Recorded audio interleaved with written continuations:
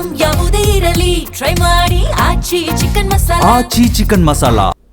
ಗೆಜ್ಜಲಗೆರೆ ಗ್ರಾಮಕ್ಕೆ ಕೇಂದ್ರ ಸಚಿವ ಎಚ್ಡಿಕೆ ಆಗಮಿಸಿದ್ದಾರೆ. ರಾಜ್ಯ ಸರ್ಕಾರಕ್ಕೆ ತಲೆನೋವಾಗಿದೆ ಮದ್ದೂರು ನಗರಸಭೆ.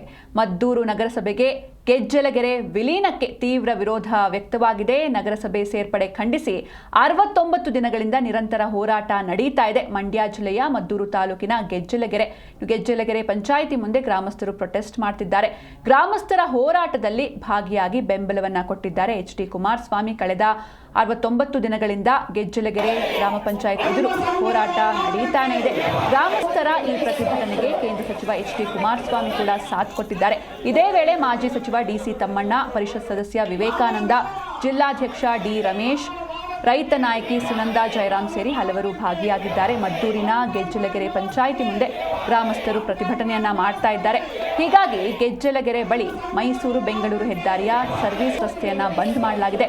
ಗೆಜ್ಜಲಗೆರೆ ಬಳಿ ಸರ್ವಿಸ್ ರಸ್ತೆಯಲ್ಲೇ ಚೇರ್ ಹಾಕೊಂಡು ಇವರೆಲ್ಲರೂ ಕೂಡ ಕುಳಿತುಕೊಂಡಿದ್ದಾರೆ. ಸರ್ವಿಸ್ ರಸ್ತೆಯಲ್ಲಿ ಇವರೆಲ್ಲ ಈ ರೀತಿ ಹೋರಾಟ ಮಾಡ್ತಾ ಇರುವಂತಹ ಹಿನ್ನೆಲೆಯಲ್ಲಿ ಸರ್ವಿಸ್ ರೋಡ್ನಲ್ಲಿ ಸಂಚಾರ ಅಸ್ತವ್ಯಸ್ತಗೊಂಡಿದೆ. ಸುಗಮ ಸಂಚಾರಕ್ಕಾಗಿ ಬಲಬದಿಯ ಒಂದೇ ಸರ್ವಿಸ್ ರೋಡ್ನಲ್ಲಿ ಎರಡೂ ಕಡೆಯ ವಾಹನಗಳು ಓಡಾಡ್ತಾ ಇವೆ.